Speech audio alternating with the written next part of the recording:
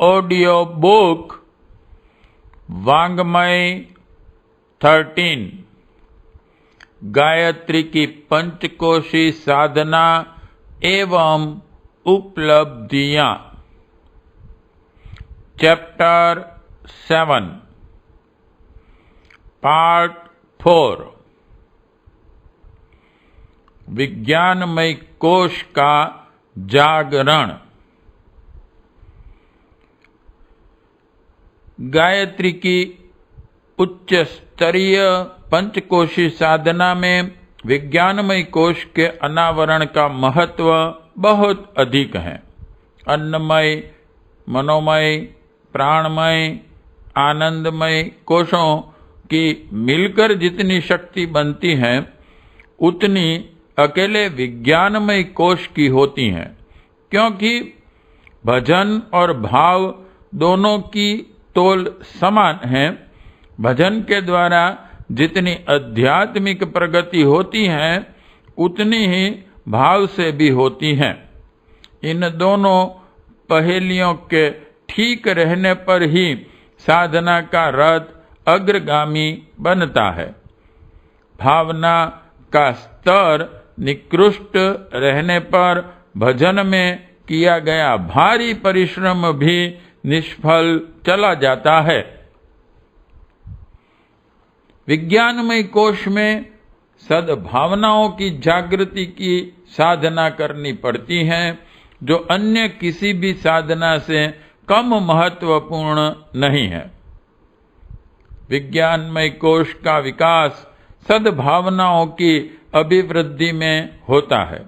अन्य कोशों का अनावरण करने के लिए विभिन्न प्रकार के नियम साधन बताए गए हैं, पर विज्ञानमय कोश का जागरण तभी होता है जब अंतःकरण में सद्भावनाएं बढ़ें।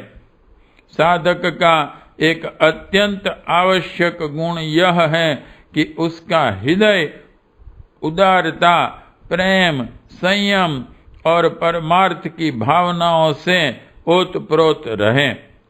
निष्ठुर, स्वार्थी, नीरस, अनुदार, क्रोधी, व्यसनी एवं क्षुद्र प्रकृति के मनुष्य कितना ही जप तप करें, उनकी निकृष्ट जीवन स्थिति एक कदम भी प्रगति पथ पर बढ़ने न देगी। नाव को रस्सी के सहारे नदी तट के किसी पेड़ में बांध दिया जाए तो फिर पतवार चलाने का परिश्रम क्यों न करता रहा जाए, नाव जरा भी आगे न बढ़ सकेगी। इसी प्रकार मानवीय सद्गुणों का अधिकाधिक विकास किए बिना किसी भी अध्यात्म साधक के लिए यह संभव नहीं हो सकता कि वह केवल जप तप के सहारे लक्ष्य को प्राप्त कर सकें। भजन भाव का जोड़ा है। बोलचाल में कहते भी हैं, आजकल भजन भाव में मन लगने लगा है या नहीं लगता। भगवान भाव के भूखे हैं। वे साधक की नियत, प्रवृत्ति और अंतरात्मा को परखते हैं। जिसमें उदारता नहीं और न सज्जनता है, ऐसे साधक को भगवान का न तो आशीर्वाद ही मिल सकेगा और न अनुग्रह ही।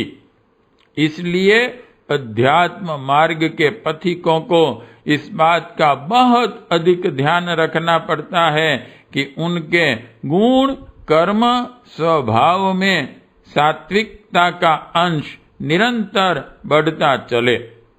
देव स्वभाव का निर्माण किए बिना किसी के लिए भी यह संभव न हो सकता कि वह भगवान के दरबार में प्रवेश कर सकें। इसलिए इस तथ्य को हृदयगम करना ही होता है कि हमारे भजन विधान में आवश्यक प्रगति के साथ साथ स्वभावगत सज्जनता, सात्विकता एवं सद्भावना की भी निरंतर वृद्धि होती चले। विज्ञानमय कोश का परिमार्जन आत्मा पर चढ़े हुए मल, आवरण एवं विक्षेपों को हटाने से होता है। इस प्रकार विज्ञानमय कोश का गायत्री द्वारा जब परिष्कार कर लिया जाता है तो आत्मा के दिव्य प्रकाश का स्पष्ट अनुभव होने लगता है। गायत्री से अजपा झाप का सोहम मंत्र अपने आप सिद्ध होता है। आत्म चिंतन, आत्म अनुभव, आत्म दर्शन, आत्म विकास एवं आत्म प्राप्ति के द्वार इसी कोश में खुलते हैं। स्वर योग की ईड़ा, पिंगला, सुषुम्ना, गांधरी, जिह्वा, पूषा, यश्विनी, अलबुषा, कुहू, शंखनी, यह छहों नाड़ियां क्रियाशील हो जाती हैं और साधक की पहुंच लोक लोकांतरों तक हो जाती हैं। रुद्र ग्रंथि, विष्णु ग्रंथि तथा ब्रह्म ग्रंथि खुलने से सत, रज, तम तीनों गुणों पर अधिकार प्राप्त हो जाता है। वासना, तृष्णा, अहंता एवं काम, क्रोध एवं मोह पर विजय प्राप्त हो जाती है। आत्म साक्षात्कार की 4 साधनाएं नीचे दी जाती हैं। 1. सोहम साधना। 2. आत्मानुभूति। 3. स्वर संयम। 4. ग्रंथि भेद। यह चारों ही विज्ञानमय कोश को प्रबुद्ध करने वाली हैं। पार्ट 4 समाप्त।